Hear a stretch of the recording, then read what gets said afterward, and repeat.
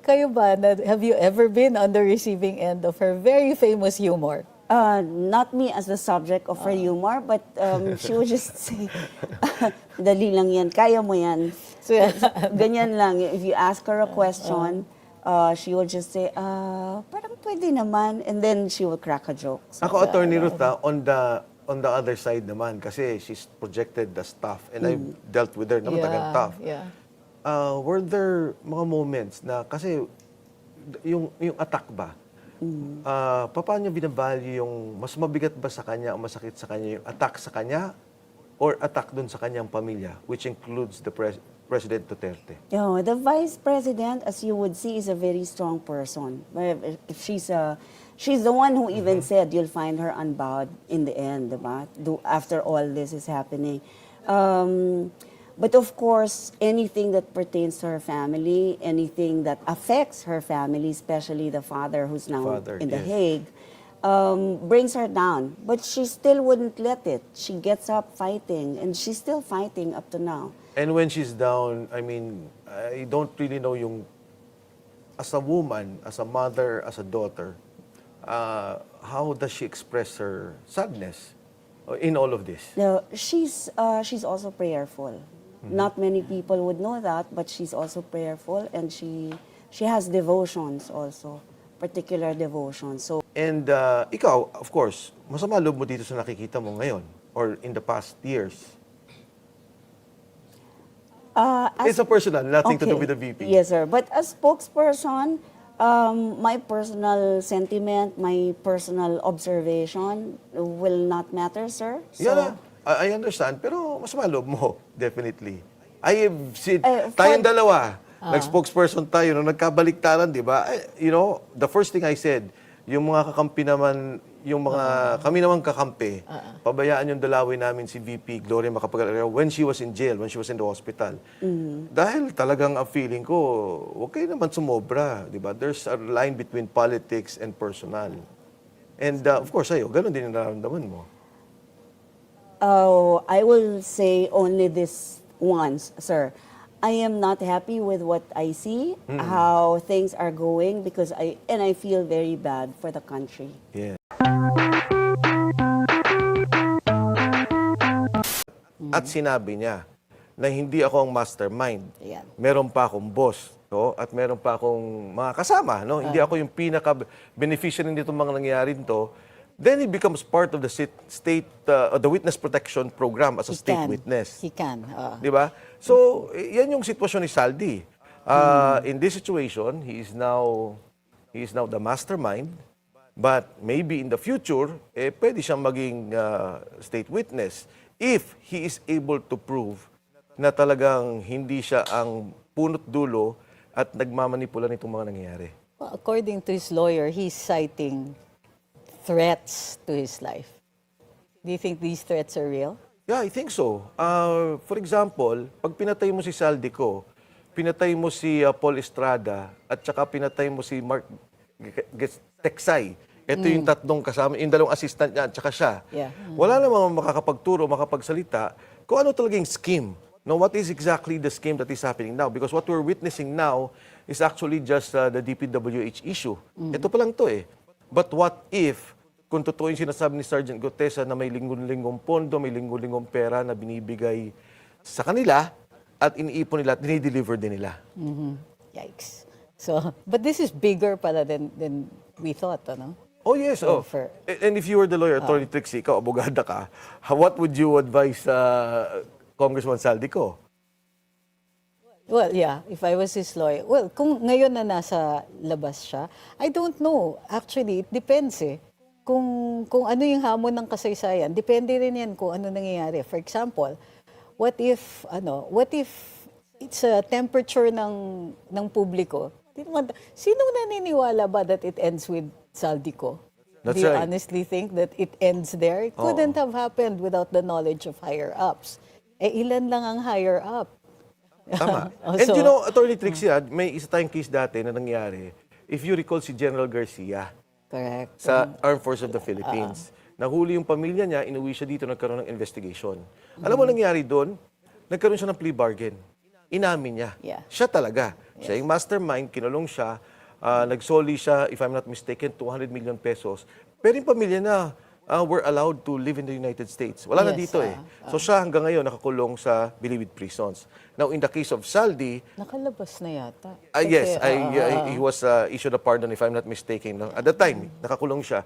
Now, in the case of Saldi, siyempre, kung siya yung abogado, ang tinitingnan na abogado, ano ba yung kliyente ko? Mastermind ba to? O ito ay kasangkapan lang or one of the players, underboss, kumbaga sa mafia, hindi pa siya yung boss of the boss, doon sa kabuuang operation na ginagawa nila sa pagkulimbat ng pera at kaba ng bayan. Incidentally, yung lawyer ni Congressman Zaldi is Attorney Rui Rondain. Rondain, yes. And he used to represent former First Gentleman Mike Arroyo. Yes. Did you ever have a chance to meet him? Yes, in fact, naging abogado rin yan ni Congressman Mikey Arroyo. And I was listening listening to his press call. Actually, kinakabahan nga ako eh. Dahil, I mean, to be honest, si Attorney Rondain is a good lawyer. At kung legal ang pag-usapan, magaling to. Kasi ang sinasabi niya, question, yes. as of now, wala kami nakikitang kaso against Congressman Saldico. No, sabi niya, and we're willing to face that. Kaya nga, importante yung galaw ng gobyerno. Importante mabilis yung gobyerno. For example, sabi niya, how can you cancel the passport of my client? Eh, wala pa eh. Wala pa kayong fina-file na case. So I'm thinking, Attorney Trixie, in the situation like this, kasi lahat ng mga magnanakaw pa dyan, no? Those who are involved, na binabanggit yung mga pangalan, paano kung naglalabas na ng pera? Paano kung tinatakas na yung pera? Di ba may sinabi yung air asset? Sabi niya, hindi. Tingnan mo si Attorney Rondain, magaling talaga. Sabi niya, wala pagaling aeroplano si Congressman Saldico. Pag-aari yun ng Masibis Corporation.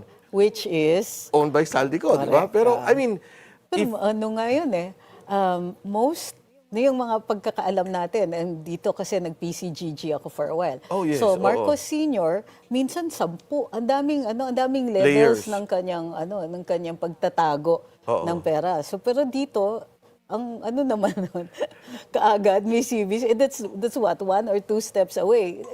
Madali ipatunayan yung criminal liability diyan. yes. And then, Attorney Trixie, you mentioned PCGG.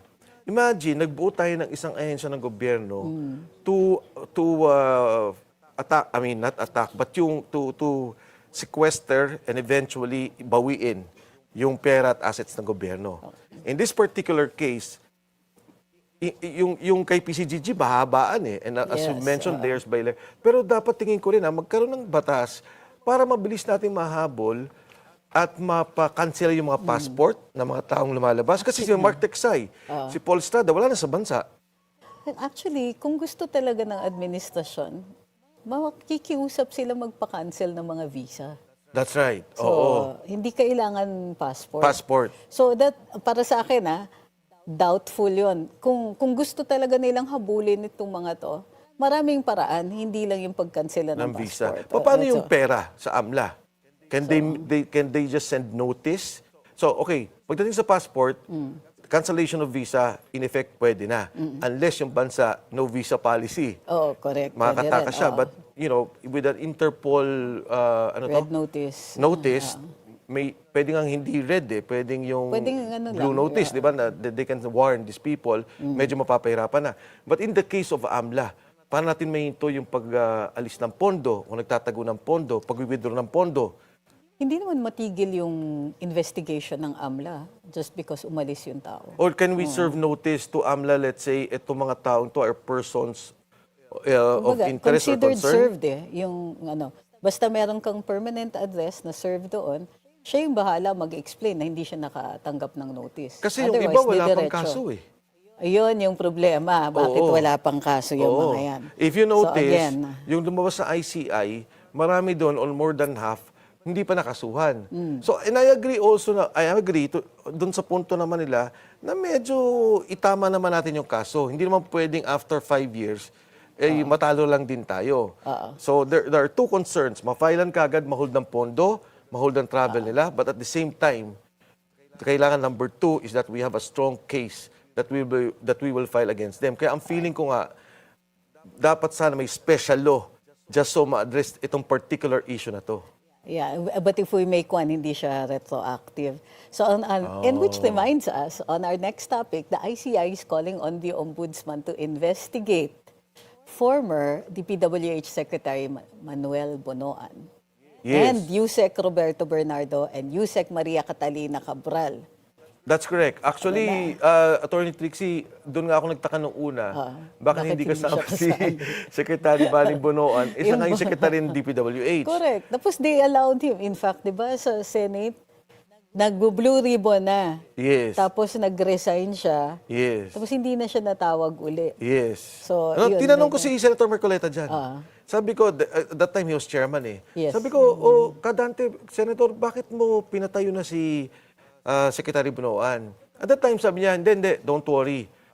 Kasi at that time naman, wala pang mention of his name. But sabi niya, eventually, we will call him sa committee. So, that was before the Diskaya exposure. Correct. So, paglabas ng Diskaya exposure, hindi na siya yung chairman ng Blue Ribbon Committee. But definitely, Secretary, I've worked with him, no? Secretary Manny Bonoan. Si Secretary, Undersecretary Cabral, I've worked with her when she was still the policy. Kaya nga iniisip ko noon, siguro hindi ma-involve sa corruption dahil policy eh. But eventually pala, yung pagprograma ng mga proyekto, Yan, galing nandun sa na din sa DPWH, policy. yes. Pero dapat talaga, and again, sorry to say, wala naman po ako, nothing personal against them. Kasi Yusek Bernardo lumabas na eh. Pero dapat sana talaga, ma-hold kagad yung kanilang pag-alis at ma-hold yung pondo. Kasi yun naman ang ng tao na, ang tagal na, 2 months? Alam naman nilang there will be eventually yung mga pangalan nila, paano yung pera? Bago pa nga na, nag-announce pa na magka-create ng ICI. Di ba create nyo na kaagad? Yes. Di ba? So, yun nga, it gives rise to the suspicion na bakit yung pinapatagal ito? Oo. Kasi umpisa pa lang, alam na nila. In fact, dun pa lang na na-fact check si Presidente sa 5,500 flood control projects. Tapos inulan, binaha. Hindi ba dapat dun pa lang nag-imbestiga na? Tama, So, tama. I agree. And siguro, hindi lang tong sa DPWH, ako naniniwala sa maraming departamento may nangyari. Because now, ang lumalabas na kwento ng maraming tao, yung ginagawang systematic corruption, di ba? Yung sa DPWH is one, kasi normal yan, no? But what about DOH? Yun. What about DepEd? Marami pa. Oo, na ang nangyayari pala, in the end, ito na naman yung sistema. You're talking about, again, 25-30% corruption, select contractors, kailangan tingnan yan. Kasi panahon na maayos at mabago yan. Hindi dapat tuloy-tuloy itong sistema na nangyari, na in fact, kung di na ano na to talaga, alam na to ng mga bangko eh. Alam na lahat ng congressman to. Alam na ng mga mayor. Bakit? Kasi hiningan yung congressman. So yung congressman, papaliwanag sa mayor. Kikwento kay kapitan. Yung contractor magpapaliwanag sa bangko. So all these things put together, naririnig at nalalaman ng tao. Nakikita natin parang inilalayo dun sa executive eh. Kasi like you said, bakit Yes. ngayon lang tinatawag si ano? But do you think na dapat same magnitude, same kumbaga, ang penalties for cabinet vis-a-vis the legislators? Ako, wala akong judgment on how they para bang ano yung nangyaring cases. Ang ayokong nangyayari, pag nakikita ko yung isang grupo may kaso, yung tapos isa wala. For example, what am I saying? Nagsalita si Diskaya. Ang daming sinabing pangalan. Ang daming sinabing problema. Dapat yun, kunin natin. Nagsalita si Yusek Bernardo, nagsalita si District Engineer Alcantara, sila Bryce, at yung mga gusto pang magsalita, si Sergeant Orly Gotesa, dapat kunin natin lahat yun. No? Ipunin lahat yun, ayusin lahat yun, at kasuhan. Of course. Well, not just kasuhan. Kasi nakikita nga natin na halimbawa dun sa there's certain departments na naiiwasan but cannot help but be involved. There's budget. Yes. Yeah, but even if there's budget, other countries have budgets, di ba? Pero dapat may role nga ang Congress, Constitution din, tsaka Senate. Ayusin naman natin. Huwag yung ganitong pagbababoy at pagnanakaw sa kaban ng bayan. So, it's not just agencies under the microscope. Even the Office of the Vice President is facing renewed public scrutiny. Joining us later is Attorney Ruth Castello. Pasun is former DTI Undersecretary, now tasked to defend and define the work of the Office of the Vice President. Welcome to the Spokes, Attorney Ruth. Oh yes, Attorney hi, good morning. Happy to be here. Thank you for the invite. Thank you for being here. So I hear that we're preparing for the 90th anniversary. But before you answer that, babati lang muna tayo. Happy birthday, Philippine Marines! Oh, happy birthday, Birthday ng Philippine Marines Marines. po ngayon. Happy birthday to them. So, and you're now heading for the 90th anniversary of the Office of the Vice President. You have some activities lined up. Oh yes, that's right. This year is the 90th anniversary, meaning the Office of the Vice President has existed for 9 decades already, Kailan since natin 1935. 1935, Yes, Commonwealth. Okay. It was on November 15, 1935, and then we've had 15. Actually, si Vice President Duterte is the 15th Vice President of the Republic. Okay. And we're celebrating it. We're going to kick it off on November 10 for a small ceremony in the office. And then we celebrate on the 14th with invited vice presidents of the past who can join us. And then on November 17, we will be opening the exhibits. Also, both in the central office, and then we have 4 other satellite offices that will have the exhibits open to the public. So that's for this month, but you're continuing your activities for the Office of the Vice President. Oh, definitely, yes. We have existing programs and projects that are continuing, especially yung mga may budget naman, yung hindi naman natanggalan ng budget. So we have several. First, of course, the most important right now is the disaster relief operations that we have. Attorney Ruth, Dahil, in your celebration, will VP Lenny be invited? yes, Of of course. course. All vice Vice presidents. presidents in the past. Okay. And we really hope that they can all join the course, activities. yes. Oo. Waiting for Kasi- the RSVPs. No? Yes, we're giving them tribute. The office and the vice president herself would want to give them the distinction of being vice president, and then also recognize the legacy that they left in the country. Like, for example, I can give some. Vice President Noli de Castro initiated the medical and burial assistance, which the Office of the Vice President now tried to copy. I mean, we continued it. Unfortunately, the funding for this project was removed in 2025, and then we did not propose it again for next year. Attorney Ruth, alam mo, by tradition, the Office of the Vice President is usually the Secretary of Foreign Affairs, di ba? By tradition. Yes. Tradition ba? Yes, Hindi, it kasi yun ang happened pinili with, ni VP Doy. Yes. Yes. Oh, kasi 'di ba parang well, hindi naman sa US dahil Secretary of State. Nagsimula kay VP kay GMA that she started with DSWD siya. Yes. Oo, Oh, pero yeah. previous to that, it was really foreign affairs. Pero si VP Inday, ang kauna-unahang din Department of Education. Education, Yes, yes. Oo. Kaya that time, yeah, when you mentioned that, kasi si VP Noli was housing eh. Yes. So all vice presidents had their own portfolio. Si VP Lenny wala din pala, no? Wala She was given Oh, housing. yeah, she was initially. with Cabinet initially. level. Yes, before. initially, yes. tapos nawala. Tapos nawala siya Oo. after a month. And then Yes. she was also given dun sa drugs. Yeah. Kaya nga yung programs natin na Dangerous to, Drugs Board. oo. Ito stand-alone na OVP work eh. Kasi Yes, usually this the one, vice oo. president would be also handling a department. I mean, No, traditionally. kasi That's because the only constitutional mandate of the OVP is to take over in case of the incapacity of the president. Yes. So, but how is that worked out, Attorney Ruth? We know by tradition, the vice president can be nasa constitution din yan, Yeah, can be that's offered a cabinet position. Yes. So, And but, then, well, of course, the vice president is given the prerogative to either accept or refuse the offer. And if she accepts, she can choose, or he or she can choose which department she would want to handle. Attorney Ruth, for And- example, if ever given a chance, si Vice President naging presidente, at kalaban niya, katunggali niya yung kanyang Vice President, would you think that she will still ensure and give a position to her vice president? I would think initially, yes, she would offer a position to the vice president. So any department, any line agency can be chosen by the new vice president. Yes.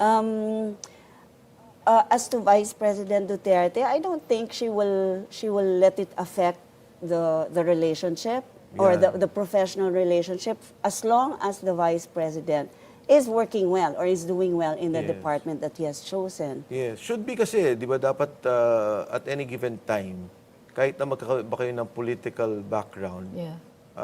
at least, no, mabigyan ng department At least yung ma-offer. ma-offer, Kasi no? para it's with the vice president to Yes. accept or otherwise. Yes. Other than that, kasi katulad nga na nangyari kila Attorney Ruth, kasi kami doon with the VP Lenny in Congress, ano yun pag dumaan yung budget, wala. Kahit na anong partido mo, you let it pass. You give them the you courtesy. give them the courtesy. So, para lang, just in case, no, dapat sana, may stand-alone lang talaga siyang opisina para sa mga programs niya. Kasi ngayon, nabawasan na naman kayo, no? Kasi yung... Unfortunately. Magkano yung nabawas sa inyo, Attorney Ruth, this year? Well, wala pa naman final, but the House of Hindi Representatives pa yata nag-bycam. the House is pushing for the 733 current to be repeated for next year. To be repeated for next year. Yeah. The proposed today is how much? It's well, the finally approved by the DBM is at 902.6 million. Konti So lang. almost 903 sana. Actually, yes, konti lang, sir, yung dinagdag natin. Pero mga Attorney Ruth, 200 balita ko sa million. ngayon, marami ng congressman ang nagme-message sa inyo, nagsasabi na ma'am, Expressing support. expressing support, naipit na. Baka ngayon mapasa na yung budget. Hopefully, sir. Oo. Sana nga po, sana. Whether. Because with the 903 million budget, marami kaming magagawa. Mas marami kaming magagawa. More people will be served. Mas maraming matutulungan with that. Kahit na maliit lang yung addition, like 160 million, Yes. it will do a lot for us. But if they insist on putting it back to 733, Wala we're kayong also fine with it. Yeah. We'll just live with it, with what we have. Sino ba ang nagpapababa ng budget nyo? Who made a motion? It was Congresswoman Laila De Lima Wow, okay. on the plenary. Was there any she formal second of the motion?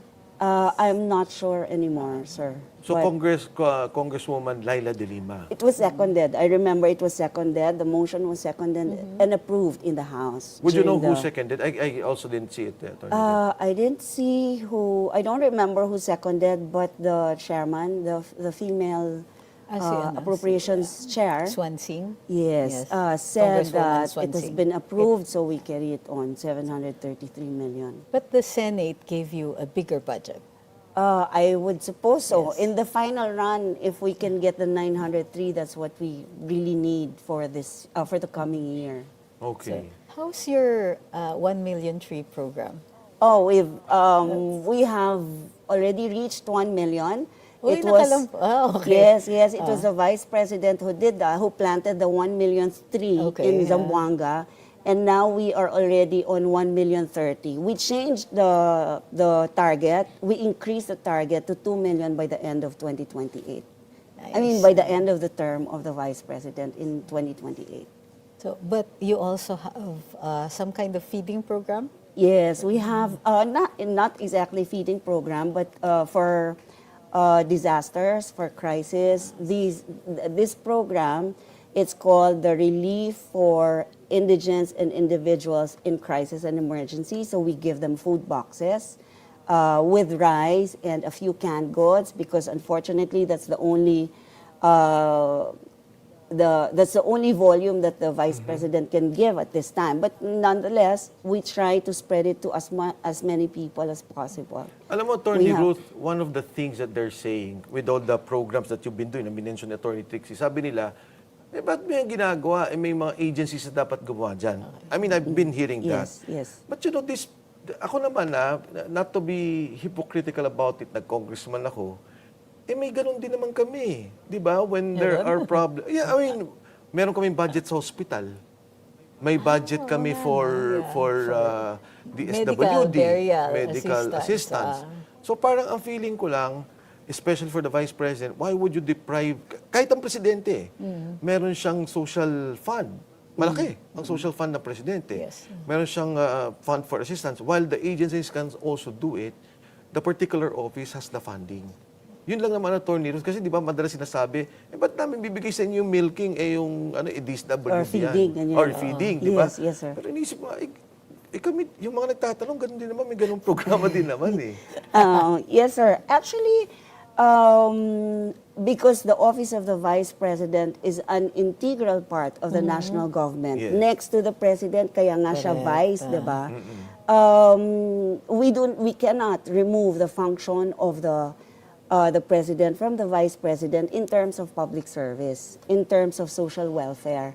So the Office of the Vice President has decided to continue this program para delivery ng basic services rin doon sa mga nakakakulang na talaga.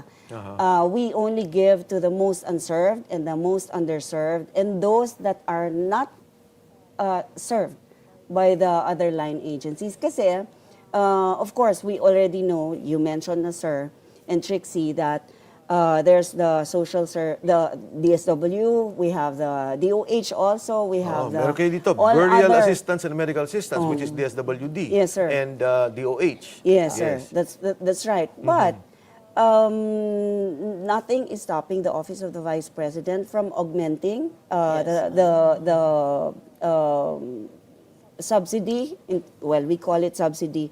The assistance that can be provided by the Office of the Vice President. For And example, like I ngayon said- sa Cebu, di ba? May DSWD doon. Yes, So you sir. went there. Yes, sir. Yes, sir. The Vice President went there in Cebu because I've seen a posting. Yes, sir. We already have assistance provided to Cebu in Talisay, Cebu, and then Cebu City, Talisay City, and then Liloan. We're also going to do that. Paano Nothing ginagawa stops nyo, the Attorney Ruth? OVP. Kunyari, nakita nyo na yung DSWD nandyan na, DOH nandyan na.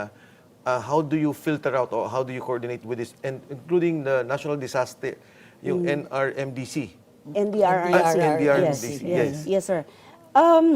This is actually coordinated well. Okay. Kinakausap po muna natin the local government unit if the barangay is there or the munisipyo or the city, and then we ask them where else we can help kasi sila din po ang nag-organize or nagsasabi doon sa mga ibang agencies where to go. So yung mga usually ang natitira po sa OVP, yung pinakamalalayo, yung pinakamahihirap na puntahan, so that's where we go. Can you be, for example, in Cebu, paano nyo ho nako-coordinate yan exactly? Oh, with the LGU. LGU, Yes. tapos sasabihin, wag na ho kayo magbigay ng ganito, ito lang bigay nyo, may ganun ba ho? Paano? Hindi naman kasi hindi naman nila sinasabi which one. Okay. But we already know, of course, because everything is pre-positioned before anything happens, diba, for the OVP. So, naka-ready na yung packs natin, and it's basically food. Okay, pagdating Just ho ng food, food, and then- coordinated kay DSWD, magbibigay po kami dito, wag na kayo magbigay. Or DSWD will say, kulang ho kami ma'am dyan, dito na kayo Dito magbigay. na kayo, pwede rin yun. Okay. Yes, yes. So, coordinated siya, and we cannot overstep the boundaries also of the other agencies. So, wherever they are, and they have sufficient supply to distribute, doon kami sa ibang hindi pa nabibigyan, or maybe not yet in the list, but also would equally need the services. Yes. We also have the Kalusugan food truck. We also help the first responders kasi sila yung mga... Yung pong kalusugan yun? Yeah. truck ninyo, wala namang picture This ni... is for the... Wala rin. Wala. on that one, Sinong it's siniserve ng kalusugan food truck? it's the frontliners. That's for the So yung frontliners. rescue the one and helping. relief workers. Yes, Pagkain that's din. right. Galing, ah. Food rin. And Food it's hot din. meals. Okay. It contains hot meals na syempre as relief to the first responders. Sila yung puyat, sila yung hirap, sila yung wala pang tulog. So sila rin yung binibigyan natin ng hot meals. And all these are done through the satellite offices of the Office of the Vice President. We have 10. Dito sa Cebu, we have the satellite office located in Cebu City, but it also covers Bohol and Siquijor. And then if they have, kunyari, kulang na ang kanilang capability, all the other OVP satellite offices will come to assist. Okay. Okay. Congress will claims that they will be refiling the impeachment case by 2026. So how is the OVP preparing for this one? Before you answer this, the spokes will return after this short break.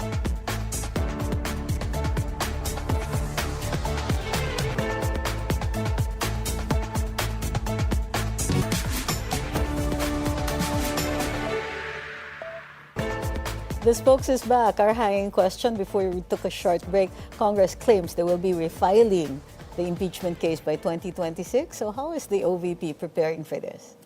We have a separate legal team handling this, and I'm sure, well, for sure that they are already preparing for it for next year. And we have a spokesperson there also on impeachment cases. You can ask questions to Attorney Michael Poa. Yes. So, Attorney Ruth, itong nangyayari sabi mo kanina, di ba, may mga nakikipag-usap na sa inyo. May mga nagsasabi niya. So, napasensya, may ganun ba? Pasensya na or whatever, A apologize? few po siguro kay ma'am. Okay. Nagsasorry at nakikipagbate or something. Oo, nagre-reach out. Or Tama ba? nagre-reach out, Nagre-reach opo. out. So, ano na ba to? Or nag-shift na lang without any... Would you say na majority na to or minority pa rin? We cannot say po. I cannot say. Kasi the fact on- na ang budget ninyo ay nabawasan sa House is an indication, but that was gaano katagal na ba yun? 2 months ago? Maybe a couple of months ago. So, Pero pwede ba may, mag- Pero wala pero pa may naman yung lumalapit. final. Parang ano yun, kabig. Oo. Di ba? Hindi, Ay, pero- sorry. O baka, Ganon. ewan ko kung nagbago ng 2 buwan. So, ngayon, if there will be an impeachment to be filed, this will be ngayon na, di ba? If ever. Tiga, may tanong ako. I saw a Okay. video na, ano ba yun? Pinaraffle ni VP yung mga regalo. I understand people like to give her gifts. Gifts, Tapos pinaraffle niya. How did the staff respond to this? Oh, they were Ano? very happy. They were very Okay, happy kasi, of course, these are not simple gifts rin, kahit papano, di Kasi ba? VP ang binibigyan. Yes, but the Vice President will not keep them for herself. So, nag-Halloween celebration lang ng konti sa office and then she raffled off all those gifts. I understand the So, OVP has a no-gift policy. Yes. Pag minsan kasi siguro cannot be avoided, like sent anonymously, No, what kaya can nga, we do? Parang iniisip ko, so kasi dumating, so is this standard na ira-raffle sa o first time nangyari to? Kasi Na alam ko kung i-raffle? sinasoli eh.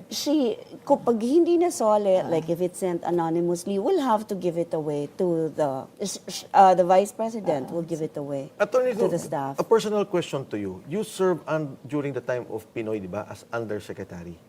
Chairman As- of HLURB, of which I serve sa housing, tama?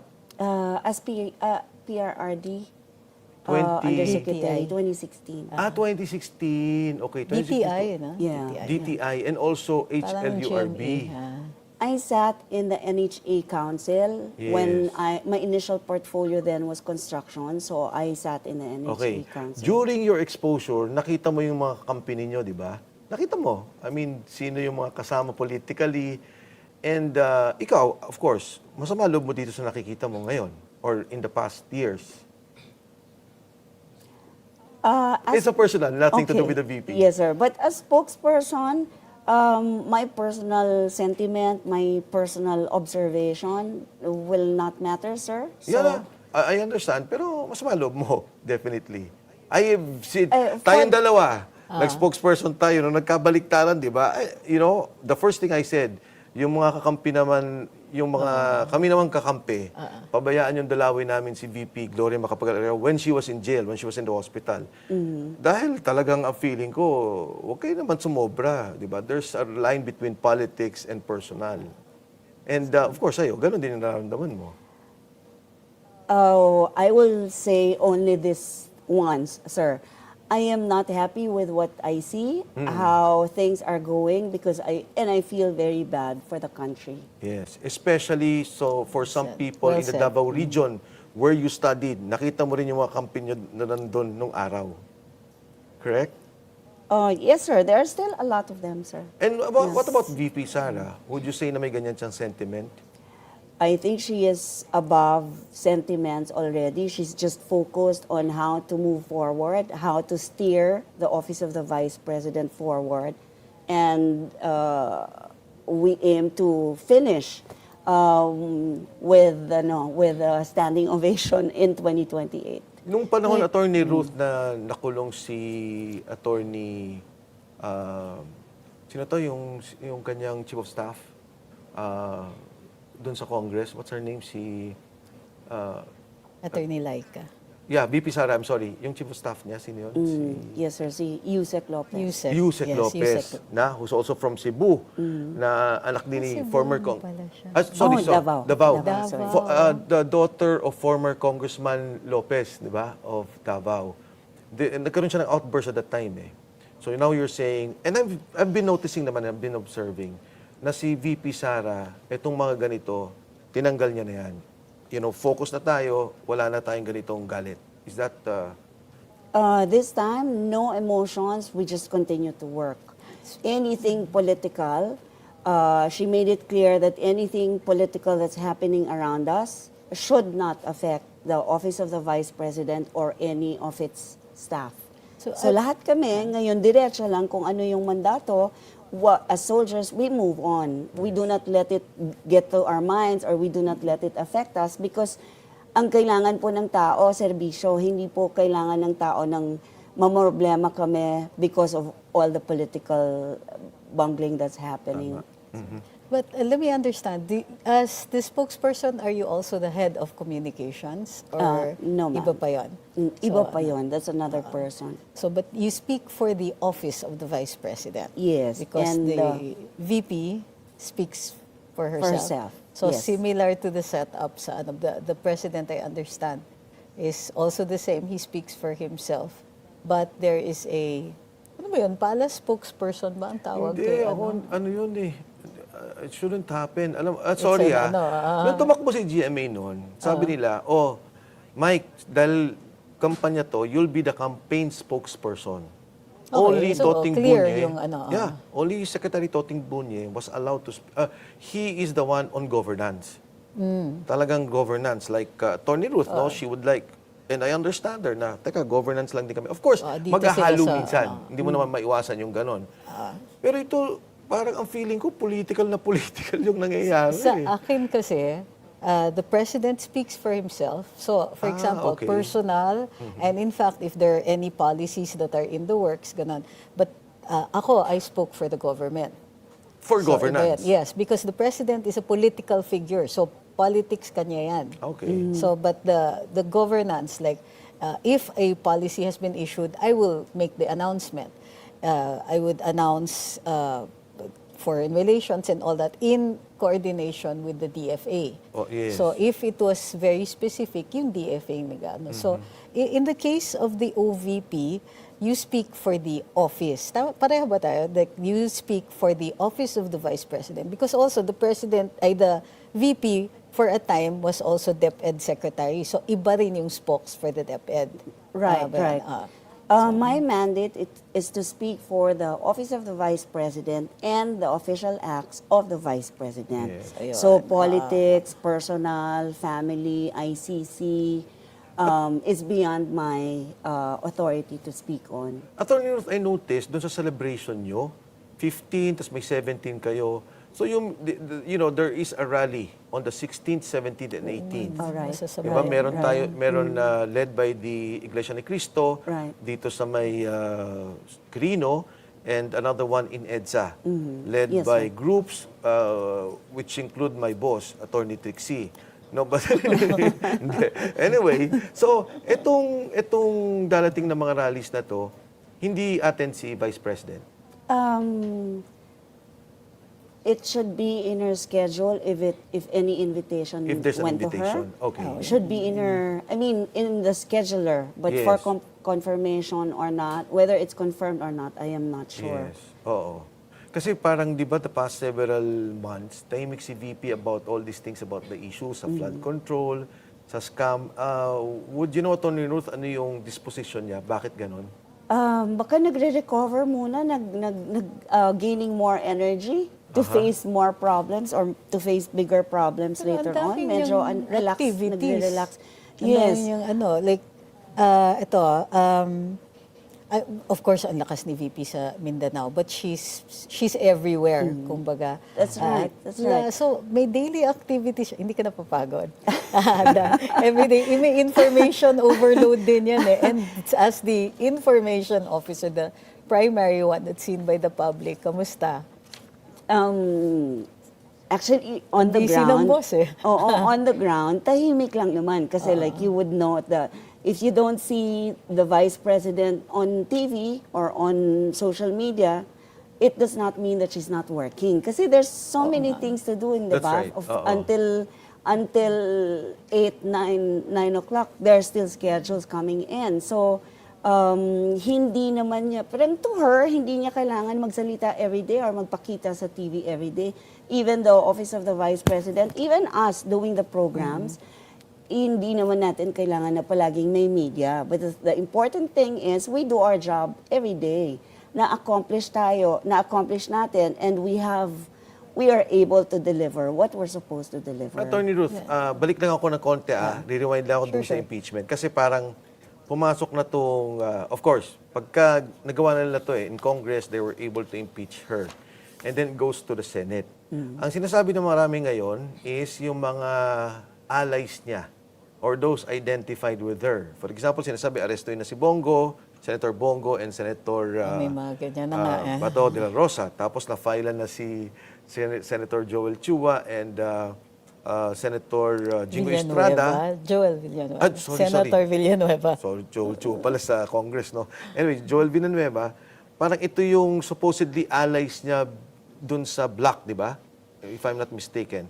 So, ano ang pananaw ng Vice Presidente dito na tinatanggal na yung mga kalyado niya para pag akyat sa Senado, mas mabilis siya matanggal at ma-impeach bilang Vice President? And of course, to be disbarred from running for President in 2028. Disqualified. So, That's a totally political question that the Vice President herself can respond. Can Ayan. respond to. Yes. Sir Mike. so same, politics for the Yeah, VP, politics is- and then governance, OVP. That's right. Yun, Because so- the governance So, and ito. the institution does not have politics. So ito, the COA, as ever, has given you an unqualified opinion dun sa ano. What does this actually mean when it's an unqualified opinion? Does it simply mean that you have complied with all the forms and all the formats? Yes, okay. So let me just emphasize that the unqualified audit opinion given by the Commission on Audit has been happening since 2023. Oo nga, since, diba? So we ano, have since the had start, that yes, since 2023, 2020, 2022, 2023, and then 2024. By unqualified audit opinion, it means that the agency is able to fairly present the documents covering the financial transactions. It has been found to be transparent, so everything that they needed to see is there. It has been found to be honest because what we submit in the reports are actually covered by all these documents, receipts, or whatever acknowledgement Yes. is needed to justify or to prove that the transaction took place. So the unqualified, unmodified, and unqualified, Yes. interchangeable audit opinion means that the Office of the Vice President has fairly presented our financial documents covering financial transactions. It is honest, it is transparent. And we've had that for the last 3 years. I'm sure, Attorney Ruth, sa office nyo ngayon, medyo paranoid, no, sa lahat. Pagka may bidding, pagka may purchasing. Kasi, di ba? I would think na ang thinking nyo lahat is maghahanap ng butas. We all exercise prudence in Yes. our spending and in our submissions of financial Yes. documents. Yes. Kasi hindi maalis minsan, di ba, sa government naman talaga, medyo detailed lahat eh. Pagbili mo ng gas, resibo, ganito. So ngayon siguro talagang triple check sa lahat na talagang, kasi dati pagka sinabit mo, sasabihin lang, may kulang ka. Or Yes. fix this, di ba? Ang tawag Ako dyan? praning ako sa Oo, ganyan. Eh. yes. I even watch everything that I sign. And I have to make sure na may recommending authority parate. Oh, pero ako noon, alam mo, ang recommendation sa akin, pag napirmahan na nung head ng back, plus the legal, dumaan Yes, na. Ayun din, Di legal ba, dapat talaga. in good faith ka na even if you sign. Kaya nga, that's Kasi pag, the Arias doctrine. Pag na-recommend na. yeah. One last. The VP Sara is famous for her humor. Ay, I've very been strong on the sense of receiving humor. end of that. So like at the Kamuning Bakery, somebody asked her a question about the president, and then she sees me in the audience and says, si Attorney Trixon sasagot niyan. So could you give us just a glimpse? Kayo ba, have you ever been on the receiving end of her very famous humor? Not me as the subject of her humor, but she would just say, dali lang yan, kaya mo yan. So, Ganyan lang. If you ask her a question, she will just say, parang pwede naman. And then she will crack a joke. So, Ako, Attorney Ruth, on the other side naman, kasi she's projected the stuff, and I've dealt with her naman, tagang tough. Yeah. Were there mga moments na, kasi yung attack ba, paano niya binavalue yung mas mabigat ba sa kanya o masakit sa kanya yung attack sa kanya or attack dun sa kanyang pamilya, which includes the President Duterte? the vice president, as you would see, is a very strong person. If she's the one who even said you'll find her unbowed in the end, diba? After all this is happening. But of course, anything that pertains to her family, anything that affects her family, especially the father who's now in The Hague, brings her down. But she still wouldn't let it. She gets up fighting, and she's still fighting up to now. And when she's down, I mean, I don't really know as a woman, as a mother, as a daughter, how does she express her sadness in all of this? No, she's also prayerful. Not many people would know that, but she's also prayerful, and she has devotions also, particular devotions. So that should be helping her spiritually become more aware and become more prepared to face whatever challenges she may have. Thank you, Attorney. And she's different. She's different. Like in the office, you would see her happy, jolly. Yeah. Thank you, Attorney Ruth. Thank you, Attorney Ruth. The spokes will still return after this short break. Maraming salamat.